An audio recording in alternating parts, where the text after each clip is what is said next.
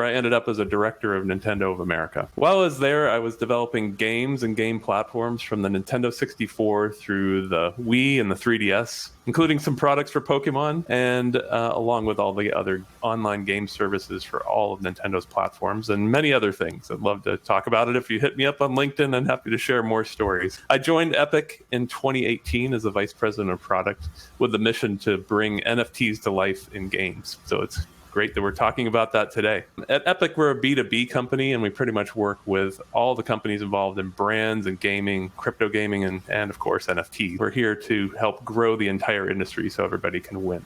We have a couple of our panelists here. I see we also have another, I believe that's Juan that joined us. And let me take a moment to introduce each of our panelists. Let's start it off with Kevin. Hello, everyone. Thanks, Darren. Thanks, Andrea, for inviting us. A little bit about me. 20 plus years in the industry, starting with management consulting at Pricewaterhouse, technology-enabled business transformation, then moved to West Coast, Silicon Valley, launched a security software startup, and came back to management consulting, did some, technology-enabled digital transformations, and focusing on cybersecurity. And at the time, basically came across Satoshi's paper and got involved with crypto. Since then, I've been an investor advisor for various ventures, and AI has been my passion for the last 20 plus years as well. My master's thesis was in decentralization, distributed computing, and my bachelor's project was in AI robotics. So all these AI, blockchain, and fintech from my career at Accenture and Booz, they're all coming together in creating these economies, leveraging all these new economic models with the NFT and DeFi and in metaverse economies, and the confluence of all these technologies and the economic models. It's an interesting time, and hope to bring the future to more of a united. Excellent. Well, welcome. How about Juan? Sure. Thanks for having me. So my name is Juan Hernandez. I am one of the co-founders and the CEO at Curio. We are an NFT platform and an exchange providing a curated marketplace for our users, and we focus exclusively on media and entertainment plays. So what that means is we work largely with movie studios, television production companies, music labels, graphic novel publishing houses on leveraging their IP, helping them create NFTs that are dynamic and engaging and help them tell their story in a new and innovative way across the cryptoverse, the metaverse, if you will. My background, computer science degree from Northwestern. Did software consulting for some time, went back to business school, jumped into the world of startups, and have been in the crypto space for the last 5 years. You might hear my daughter in the background there. She's another speaker on the panel. I'll introduce her later.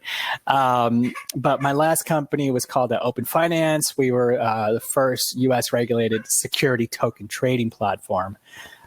So very different space, but also very similar in terms of tokenizing, companies' assets and leveraging blockchain to access, a wider universe of participants. So I'll pass it back to you, Darren. Great. All right. Harrison, you're up. I'm Harrison Jordan. I'm the founder and CEO of HUP.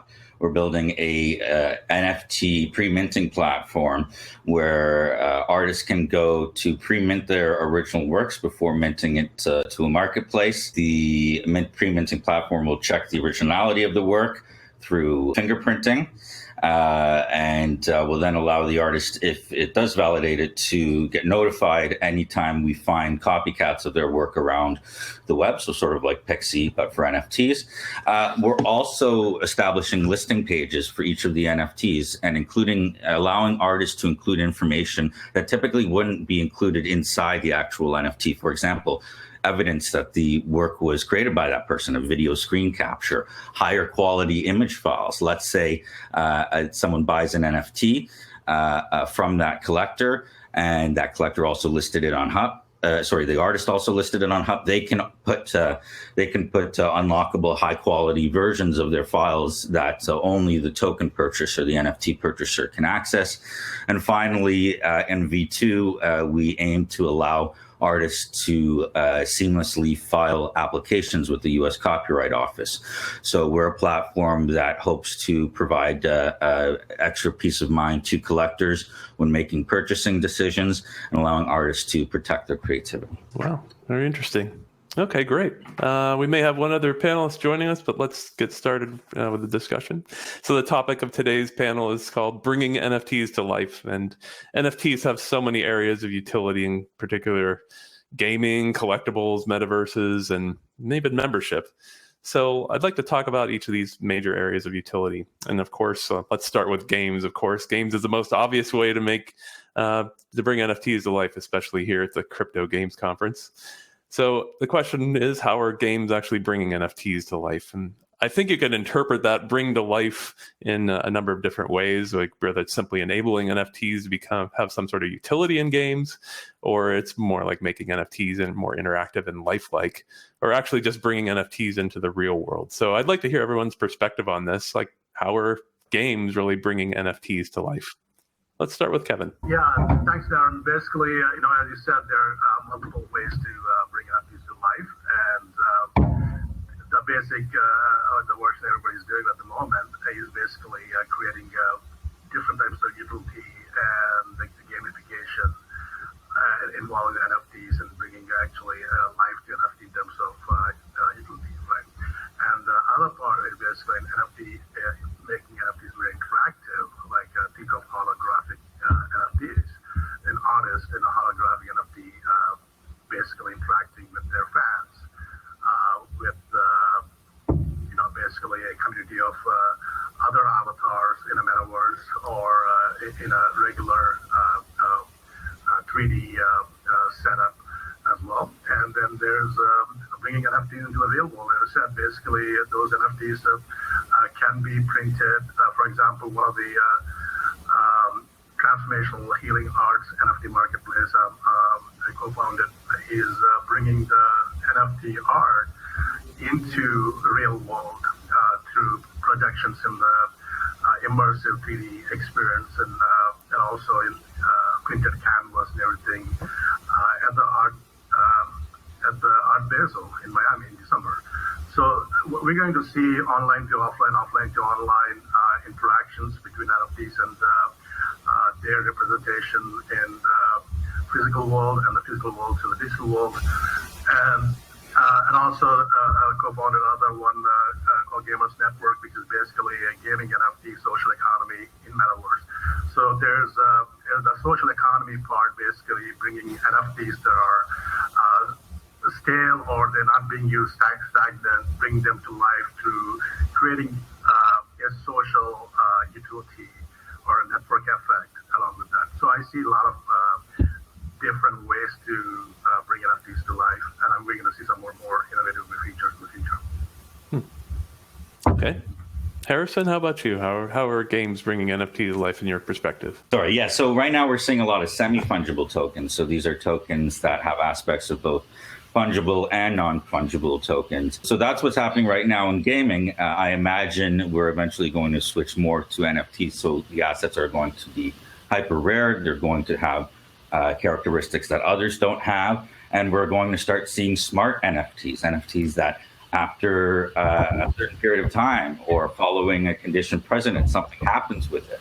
Or you can mix that NFT with another NFT. So these are concepts that have been out and about in the NFT space and you can say the sort of NFT generative art space. But once that's combined with gaming, we're going to see unlimited possibilities. So I'm quite excited about that. Okay, Juan, how about you? What's your perspective on this? Yeah, certainly you can think of games in a very traditional sense. Super Mario Brothers, those Tetris, those types of elements. I like to think about games at a broader level, sort of the gamification mechanisms of it, right? And thinking through, at a macro level, why NFTs are blowing up right now. And obviously it's because we're all stuck at home and living our life on Zoom and video and in the digital world. And so NFTs, effectively become these new game pieces in this new social game that's been created, right? That's been accelerated over the last year with the pandemic, but certainly was starting to play out, right? Fortnite, people spending, exorbitant amounts of money for virtual assets that they don't own, skins that they can't take with them. And so, sort of a natural progression of how some of these things are playing out. So, specifically with our platform, the ability to flex is to us one of the biggest drivers of why people, collect NFTs, hunt them down and then, show them off, right? Because you want to show off to your social network, to your peers that you have acquired this rare asset or you're this mega fan or super fan that has, not only all the Metallica box sets, but you also have, the super rare Metallica NFTs or, something to that effect. So for us, games are certainly, one avenue of gamification. It's obviously very concentrated within gaming environments, but we do look at sort of the broader scene and how we see everyone using NFTs right now, whether they're profile picture projects, right? PFPs, you've got your Bored Ape as your Twitter avatar or your CryptoPunk, right? Like that's the ultimate flex to have your CryptoPunk up as your avatar right now. And so, we think through just how everything, now that there's this digital scarcity mechanism, right? This ability to prove that you are actually the owner of this digital asset, what sorts of new avenues it opens up that you can add these gamification layers to everyday life. So I think that's a little bit of what kind of Harrison was saying of combining these different NFTs and starting to add utility. How does that drive engagement specifically, for example, with our partners with the media and entertainment space? They're looking to drive engagement back to the fans and a lot of that goes to utility and what you can do with them and how you can use them in this social game that we're living in. Yeah, I think a lot of our game partners are seeing it as a way to really drive engagement, and just for us at Epik, naturally, games that utilize NFTs are really just bringing them to life in the game just by nature of having them have some sort of utility in the game, and that's what we're working with our AAA game company partners to do. Our starting point is always starts with a game. We pair games with IP and brands to collaborate on content. But taking that other perspective, there's actually an opportunity for our business partners to make this transition from the digital world into the physical world too. I mean, even Beeple's 5,000 Days is now a physical framed item. And we worked with Gameloft to collaborate with this crypto artist, Roland Z, to create a set of NFTs for Asphalt 9 Legends. And we had a tournament where the 4 winners not only received the digital trophy as an NFT, but also a physical NFT, a framed screen displaying the NFT playing inside the frame. And recently, for the anniversary of 9/11, we auctioned off an art piece by the artist Vladimir Nazarov as a digital NFT that actually included the physical painting. The winner gets the physical painting. So for us, we really see this piece as an extended benefit to ownership of an NFT. So yeah, in the future, we'll see what we'll see what happens. Maybe people will be printing 3D avatars to feel a bit of a greater connection to the digital NFT.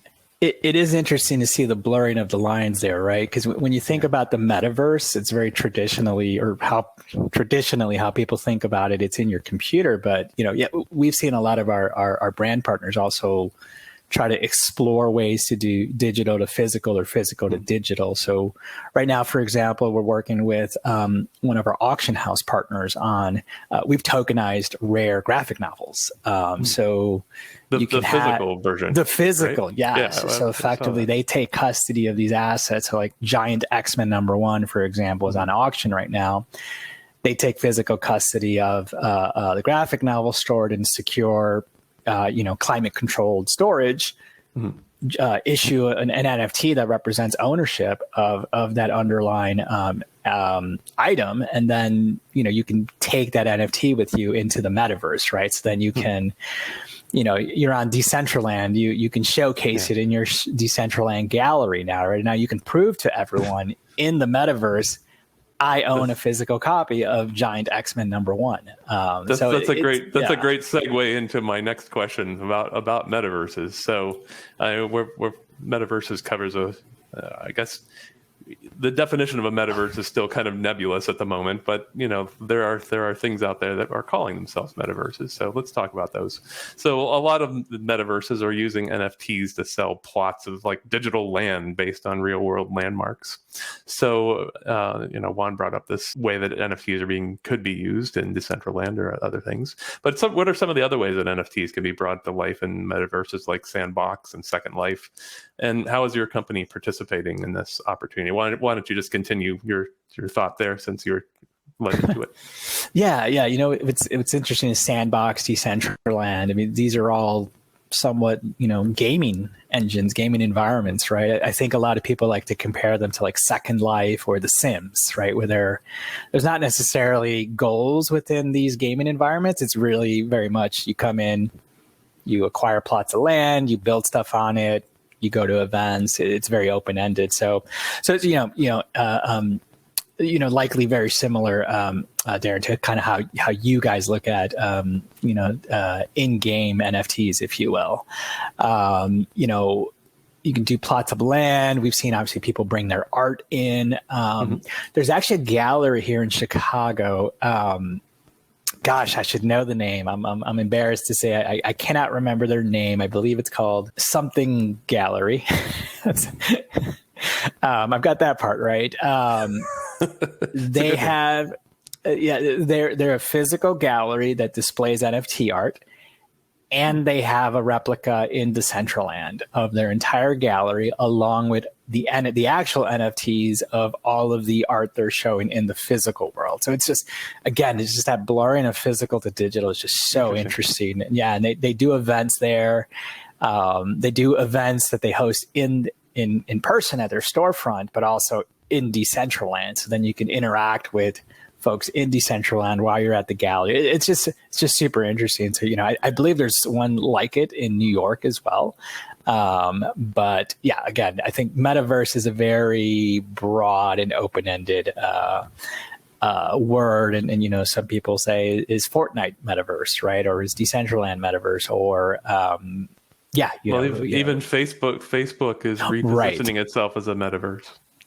Exactly. Yeah. So, it's early days, I think, when I think we'll all look back and start thinking of metaverse as kind of like internet, right? Like back then in the .com boom, everyone was kind of capitalizing internet, right? Sure. Just like we capitalize metaverse today. But I think as we see more and more platforms and players pop up, I think, it'll be an intermeshed, user experience.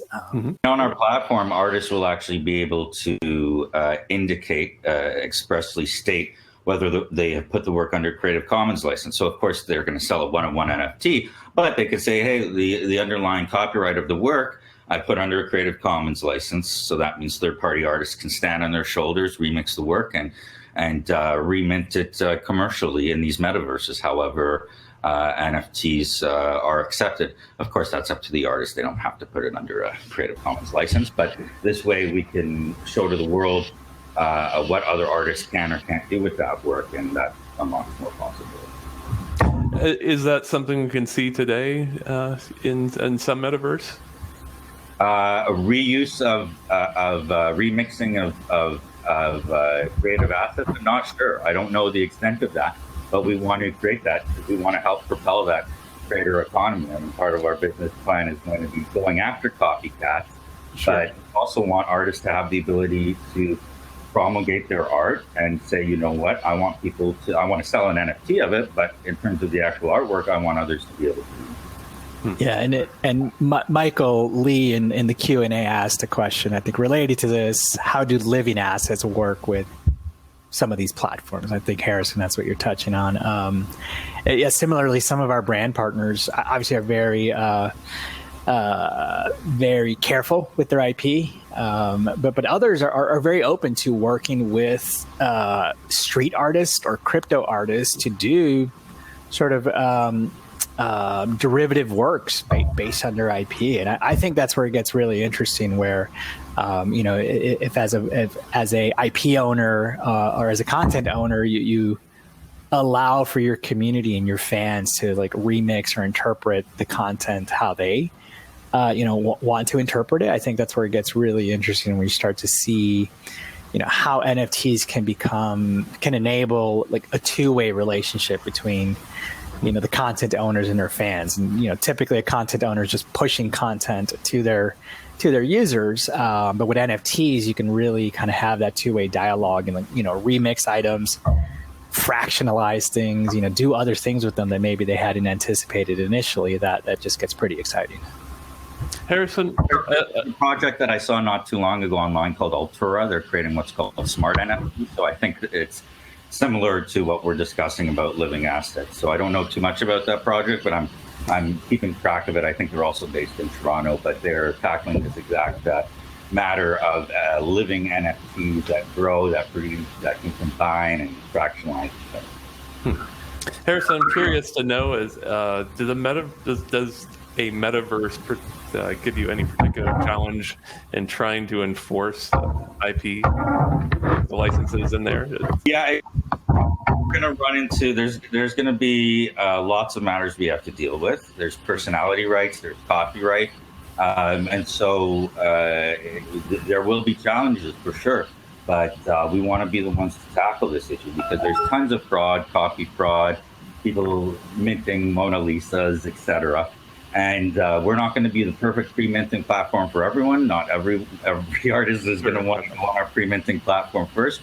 But to be able to protect their originality and to show to prospective collectors, this is my real name, verified name. It's optional if you want to be a KYC, so that your name is externally verified or made available. That can be done, and you can provide evidence as well. So we think we provide really good value proposition in terms of letting artists put additional information that collectors can look at that typically aren't included with NFTs. Very good. Yeah, it is interesting how it's a double-edged sword, right? The fact that the end user ends up owning the asset. I'm sure you guys have all seen like copycat. Right, exactly. 1,000 days of copied right away. Yeah, but even copycat like ape projects, right, on other chains, right? Wasn't there one on Binance, BSC? It was like just BSC apes or something, and it was basically they took all the art of Bored Apes and just ported it over to Binance Smart Chain, and people participated because they were like, oh, okay, I'm getting a piece of the action, but it wasn't the same thing, right? So it just gets really interesting for us with some of our licensed IP partners. I think Daniel in the Q&A asked, like, how protective are they of kind of letting their stuff trade on the open market? And for us, we have found that some of them struggle with the fact that, their NFTs could, in theory, be used halfway across the world in a nebulous transaction. I won't name the toy company, but they said, hey, if we see our toy NFTs are being used in a, let's call it a drug deal, can we get it back and take it off the market? And we're like, well,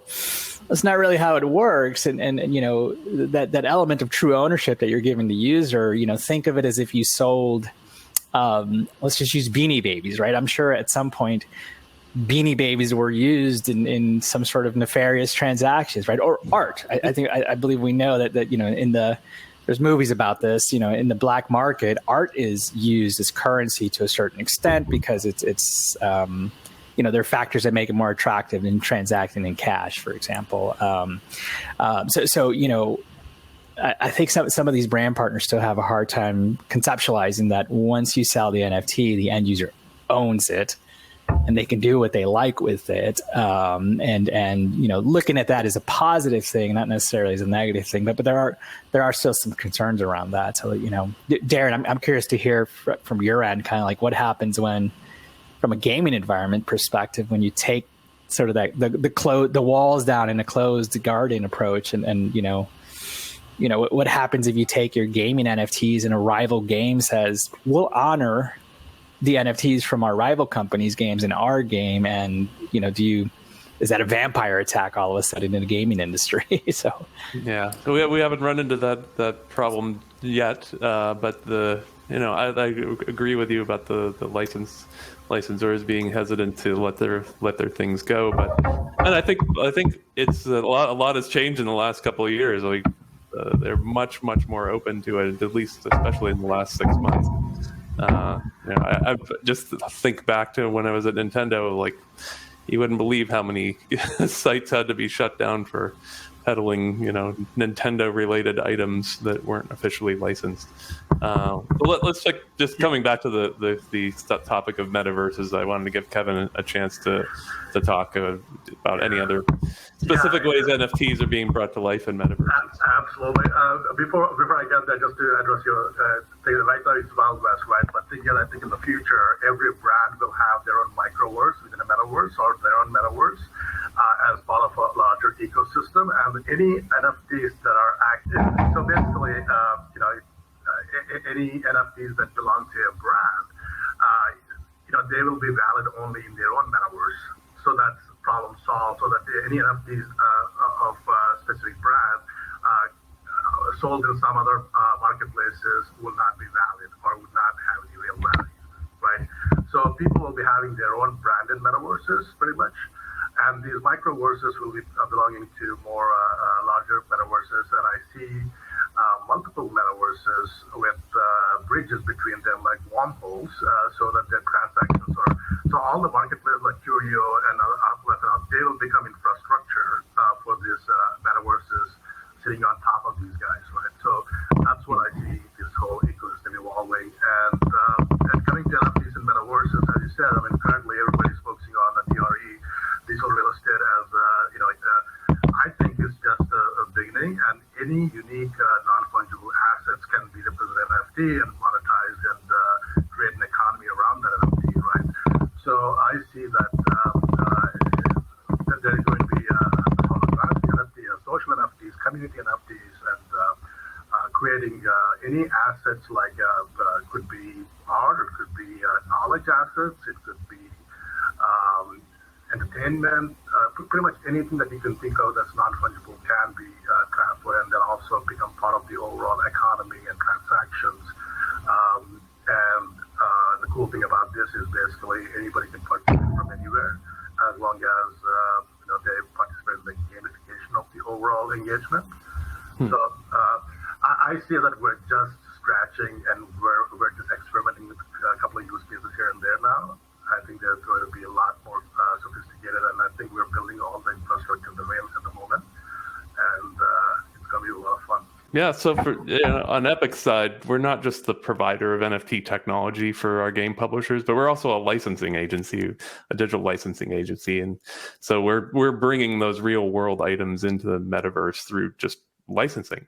And we're going to soon reveal our own Epikverse, which actually connects metaverses together, allows users to move between these platforms and virtual worlds. And really, it's like a virtual universe and even more. So imagine like the next time that Travis Scott does a concert in Fortnite, he's appearing in Roblox, of course, with the appropriate licenses around him, and every other metaverse at the same time. So that's really the future that we're seeing. And NFTs are just the bridge to make those real world experiences in the metaverse. So like branded merch and music and concerts. And it's so, like it's the interoperability layer between all of these environments. Right. Yeah. But the NFTs are going to be representing those genuine licensed products. All right, let's move on to the next area for NFTs. I mean, it's kind of touched on a little bit, collectibles, because I think at some level all NFTs are really so I think if we're really successful in making NFTs have some kind of mass market appeal, we will really have achieved this goal of NFTs to life.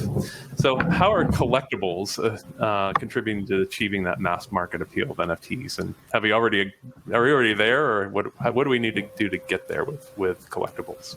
Collectibles are huge already in the NFT space, and that's going to be that is already driving a lot of new interest in the in auction houses, for example. So collectible items are really driving a new generation of art collectors, you could call it. And that's going to bring people into the fold. As Juan was saying, there's this, everyone wants to brag and be able to show that they have bought something specifically. And so I think collectibles have really done the heavy lifting of bringing people into NFTs. And there are some collectibles, including pictures of rocks, that have sold for thousands of dollars. Yeah, so I think collectibles are at the moment like investment assets, and also the thing is for flexing, as you were saying, and also I think it's a kind of sense of community, sense of belonging. If you're using, Bored Ape community, like if you both have a CryptoPunks, profile pic, you feel some kind of connection or feel like this exclusive club, right? So I think it's a cultural phenomena as well, collectibles, and it's more of flexing and belonging to certain elite group of holders of these collectibles. And I don't see a huge variation from where we are in that model, but it's a great use case to have at the moment. Yeah, for us, we started with sort of the basic, collectible model, right? Or as we like to call it, NFTs 1.0. Largely because it was very easy for our content partners to understand. So, we've worked with groups like Universal Pictures, Fremantle Productions, Heavy Metal, other publishing houses. And so they've all done merchandising plays in some capacity. So that was sort of the initial approach that they could really gravitate towards. And their fans, their mainstream users could understand that. And so that's where I think, as Harrison noted, that's been really kind of the breakthrough to a certain extent. If we think back to earlier in the year, NBA Top Shot obviously, helped NFTs just get into the mainstream lexicon. And that is basically just taking, trading cards and digitizing them. And so I think people really gravitate towards just a very easy to understand sort of analog to digital model. But that to us is just, just NFTs 1.0, if you will. I think we've all been saying, right, it's around utility and engagement. And if all you've done is digitize a physical thing, but it still doesn't do anything more beyond that, then, we're not really changing the game here, right? We're just digitizing stuff, and or as they like to say, we're selling JPEGs online at that point. Where it really gets valuable is kind of when you take that collectible that you've digitized, and now you start adding utility to it. So now, let's say it becomes a new fan club mechanism, right? Where in order to be a part of this fan club, you need the NFT, or it becomes an access to either digital events or live events, right? You pull it up on a MetaMask mobile on your phone, and you might get backstage access to an event.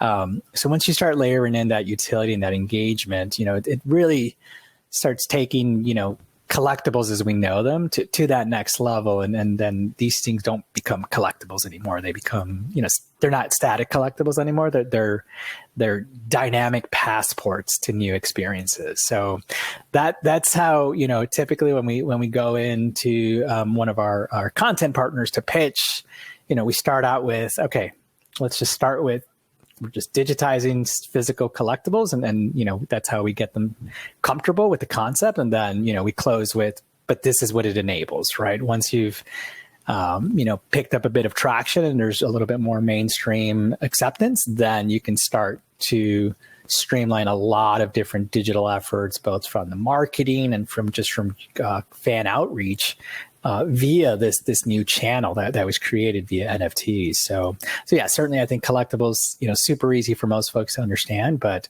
once you start grasping that, you can see how you can just layer things on top of that. Yeah, I think for us, just my perspective is, I think some collectors are really looking at NFTs as just a way to get rich quick. I don't think that's the right way to look at it. When I was at Nintendo, I worked alongside the team who brought Pokemon to the Western world, and I think we can all agree Pokemon achieved some kind of mass market appeal, right? But it had a multi-tiered strategy. It wasn't just collectible cards. There was a game that people met up at toy stores to play the game. There's a TV program. There's physical toys. There's a whole, set of things around that. And so I agree with you. The collectible had, at least in that case, so that's especially had utility. We weren't just collecting the cards. It actually enabled you to play the game, and from kind of a market perspective, it allowed people to learn more about the universe of Pokemon and get more engaged and involved in it.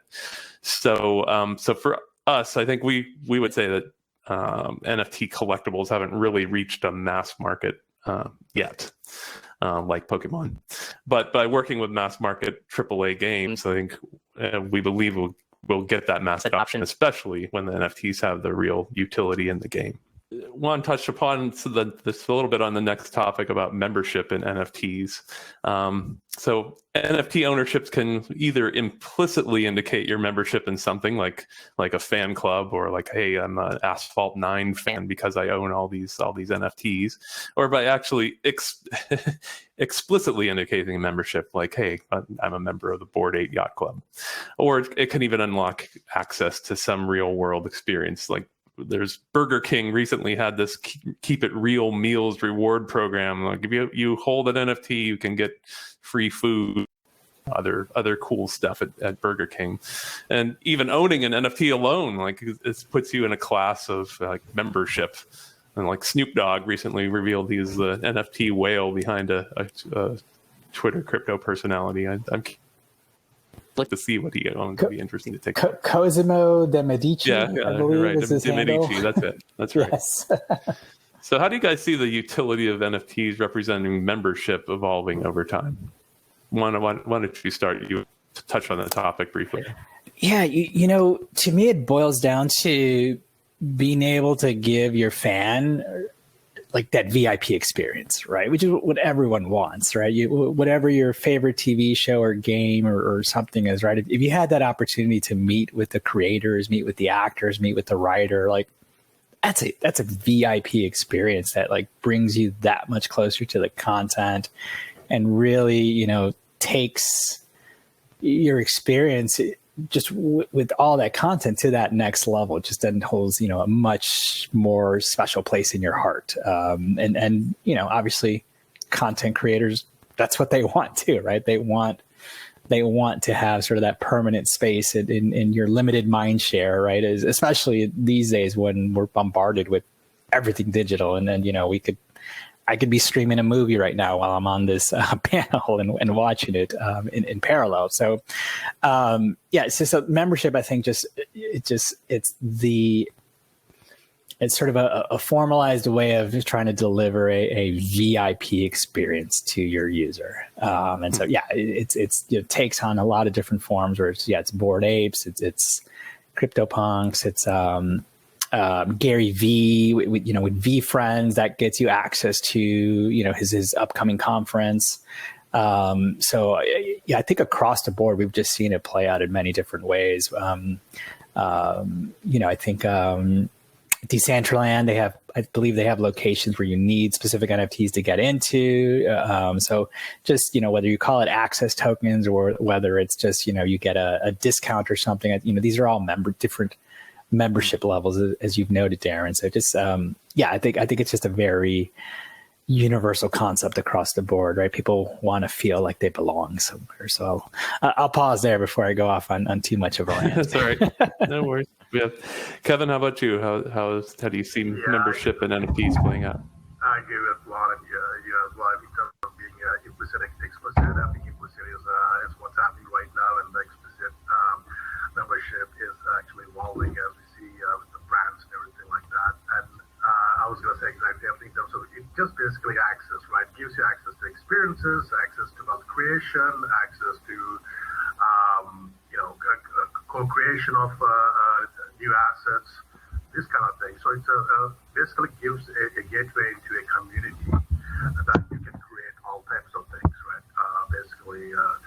And also takes out all the borders that exist in traditional world in terms of having access to, like, for example, some of the artists, they can't even get into some galleries because they don't have the right art consultants, so they don't have the right connections and everything. And so I think it opens up doors for people who are creative and innovative and kind of they can hack into these type of new economic So it's kind of a democratizing access as well through these type of membership tokens and community tokens. Basically, I see it as fundamental access. And there's one thing about the VIP experience that I think that comes with different types of staking and gamification. Your levels of experience might change as well. So those kind of things will come into play as well. So how do you see the utility of NFTs representing membership evolving over time? Oh, absolutely. I mean, this is going to be a big reason to join collectibles, get collectible NFTs, is because there's a roadmap, because there's a membership aspect, because you're actually able to do something now that you're part of the community other than just display this NFT. Right. Yeah. So for us at Epik, we have our own sort of VIP program, the Epik Prime Membership Reward Program. And we think this is going to have a pretty broad reach for all consumers, and following kind of the multi-tiered strategy, like I said with Pokemon, like bringing content to life in lots of different contexts and games and metaverses and all beyond. Our plan is to not only offer benefits to the users who are in our marketplace right now, and not just for NFT purchasers either, but those who buy games in our partners games, they can get benefits as well.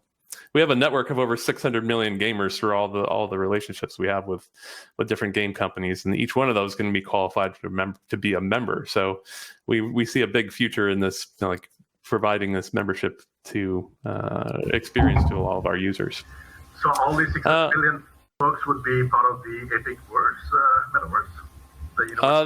They don't have to be, but yes, they'll receive they'll get benefits there as far as being a member as well. Fantastic. We have about 15 minutes left. I have just maybe one more question for all of you. So just looking into the future, once we achieve this mass market success in bringing NFTs to life, what do you think the world's going to look like for consumers and for your company?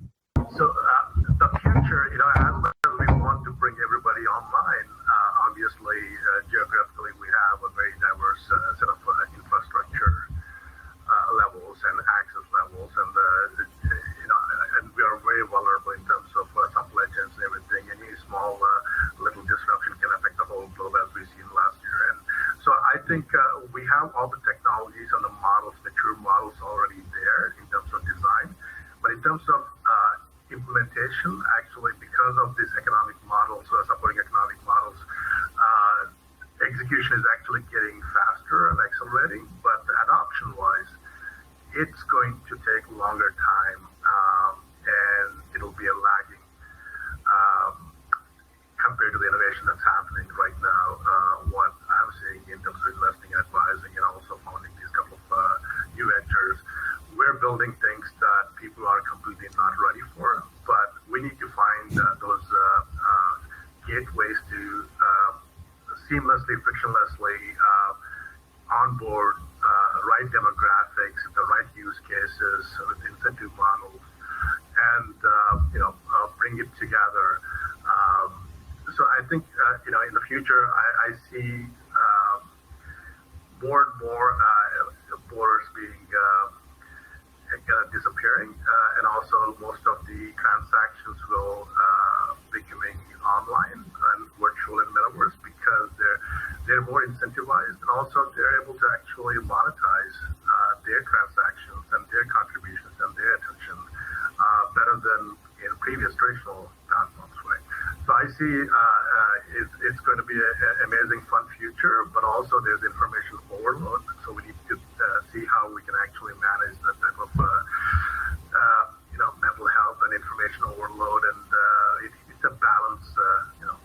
We need to work as a consortium from various angles with the public-private partnerships, and again, I think at the moment we're in early stages, and it's exciting times for what I see. Juan, how about you? Vision for the future? What's it going to be like when we really bring NFTs to life? It's all just Ready Player One. That's it. I think, as Kevin noted, like there's a lot of challenges still in front of us, right? For us to get to some sort of all digital metaverse. I think I saw a question in the Q&A around when will a physical storefront accept NFTs, and it's the Burger big King. friction. Well, yeah, that's true. Okay, there, answered. No, but I think the big friction right now is still user experience. It is so daunting for someone to be able to like really get their first NFT. So, you need to get your MetaMask set up. What's a MetaMask? Then you need Ethereum for gas. What's gas? What's Ethereum? And so it just becomes really challenging still, to get onboarded. For us, because we work with mainstream partners, we try to focus on mainstream users. So we allow for credit card payments on our platform. Mm-hmm. We have a walletless experience. It's all on Ethereum mainnet, but we try to really get you to your first NFT in 30 seconds or less, because that's how most people are used to transacting today. So I think, as Kevin noted, as an industry, we really need to get better at having that experience across the board. And removing that friction, because then you can start incorporating these, NFTs or as they'll be called in the future, just digital assets or just digital goods. You can start really incorporating those into your everyday life. And right now, it's just too difficult. There's just too much friction at each point.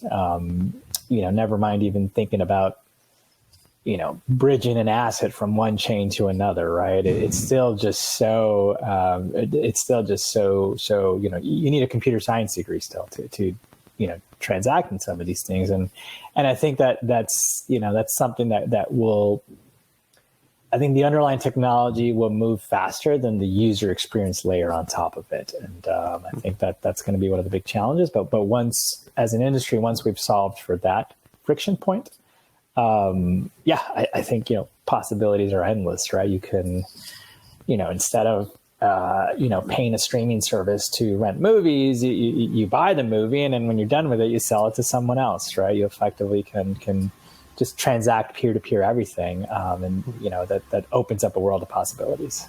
Yeah, so I think right now there's a small issue, which is that when you purchase an NFT, you don't really know what you're getting. I mean, you assume that at the very least, you get the right to personally enjoy it or look at it or make a profile picture, but that's usually the extent of it.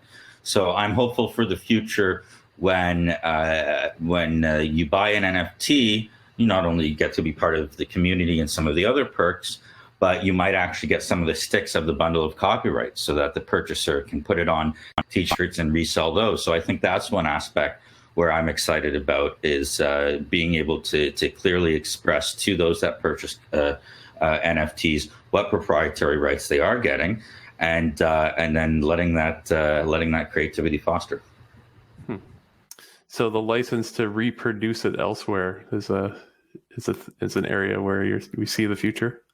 Yeah, I mean, I think that, and frankly, you don't get that with physical collectibles or art. You don't usually. You have the ability to resell it. That's through the first sale doctrine in law, but I won't go there. But it could theoretically make physical collectibles or art more valuable, digital more valuable than physical if we include a copyright transfer with it, because the physical versions don't usually contain a copyright transfer. I don't want to get too ahead of ourselves, but yeah, that could really facilitate more ingenuity. Yeah, I was thinking in terms of provenance and certificate of authenticity and ownership and all that, I think that can be built into smart contracts and everything like that, right? I mean, but at the same time, as I said, but how do you connect that to physical objects or to the digital assets? That is still, how do you verify the authenticity of a physical object? Unless you're an expert, you can't really tell. But and also, where are you storing your NFTs? There's NFT, you're not storing your actual NFT image on the blockchain. It's not on chain. It's actually on a centralized data store. So anybody can hack into and replace your NFT with something else. So it's still where as one saying, we're at embryonic stages in terms of infrastructure, where there are too many cross-chain interoperability issues. And this reminds me of early days of internet when the TCP/IP and other transport protocols are fighting for that. And I think a few, one or two will emerge winners and standardize, and then we build the rest of the foundation and then other layers on top of that. But at this moment, I think be a lot of Wild West type of activity happening because it's not that easy. If whoever solves that problem, if HUP.Life is solving that problem, I think that'll be really very useful for the ecosystem. Yeah, from Epic's standpoint, we definitely are trying to make this all mass market, and really reducing the friction for consumers is really one of our main focuses. We take credit card payments as well as crypto, because we recognize our customer, but also just making it super easy, like you said, 30 seconds, you have an NFT. We have people and making them affordable too. So offering a wide variety of price points and rarities and things like that. So we think we're making an entryway into NFTs easy for consumers, for the mass market. And also working with AAA game companies, and trying to just get exposure to so many different customers at once. It's kind of what we're aiming to do. But I think for consumers just in general, and just in the whole, across the whole utility of NFTs, I think consumers are going to start to expect to have an NFT for everything that they buy that has any sort of value.